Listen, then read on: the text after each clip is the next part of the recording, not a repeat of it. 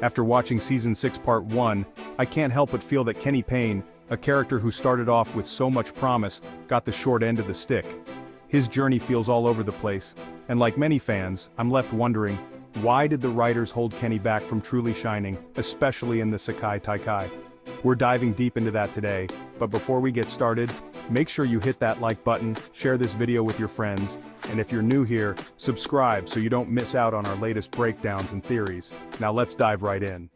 First, let's rewind and revisit Kenny's journey.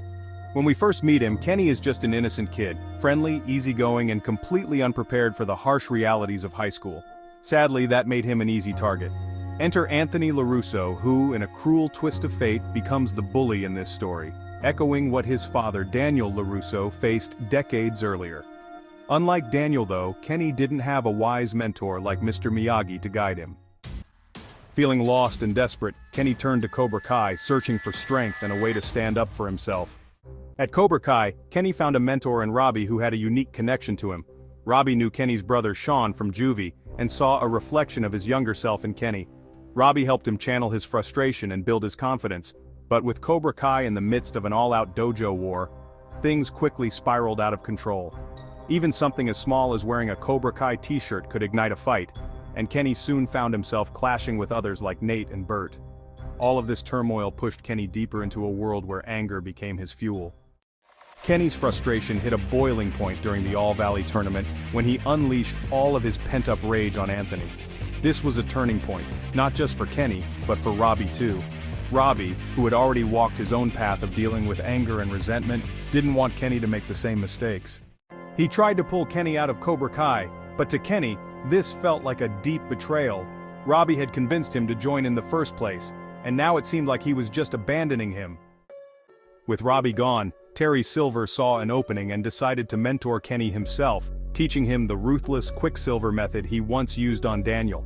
This pushed Kenny even further into Cobra Kai's dark philosophy, where power and domination were the only goals. Kenny's newfound aggression made him a formidable opponent. His former friends didn't even recognize him anymore. But this obsession with strength left him isolated. Even after Silver was exposed, Kenny was too far gone, unwilling to listen to reason, ready to keep fighting for the sake of it. As we enter Season 6, we see a conflicted Kenny. Despite the fall of Cobra Kai, he's still clinging to its ideals. His brother Sean, who's back on the scene, quickly notices how much Kenny has changed, and not in a good way. Sean doesn't want Kenny to end up like him, caught in a cycle of anger and poor choices. Watching how Robby tries to help Kenny without resorting to violence, Sean realizes he needs to step in. His intervention prompts Kenny to start questioning his allegiance to Cobra Kai and consider what he truly wants. This leads to an emotional moment between the brothers, where Kenny decides to leave Cobra Kai behind and join Miyagi-Do. After this heartfelt decision, we barely see any development between Kenny and Robby.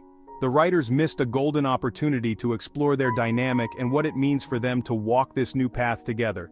Robby was Kenny's guide, his own version of Mr. Miyagi, and yet we don't get to see how they navigate this mentor-student relationship. It's like the writers just dropped the ball on this crucial storyline. And let's take a moment to discuss Devon. While she was a standout character in Season 5, her role in Season 6 feels almost pointless. She embarrasses Kenny in a way that seems out of character and forced. And to make matters worse, Kenny doesn't even get the chance to prove himself in the Sakai Taai, a moment fans were eagerly anticipating.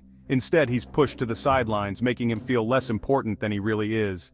Kenny's character has so much untapped potential for growth, conflict, and redemption. I really hope that in Part 2 of Season 6, he gets the opportunity to shine.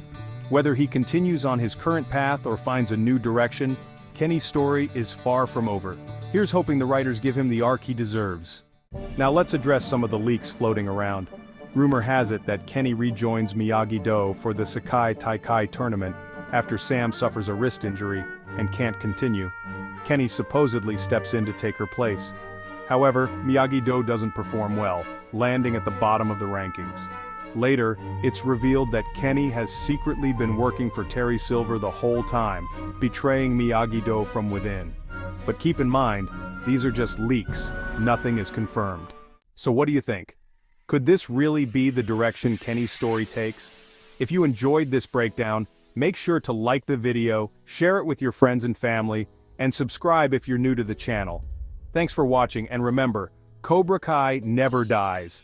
Open eye, feel the waves cut through me, hypnotized by the sounds I breathe.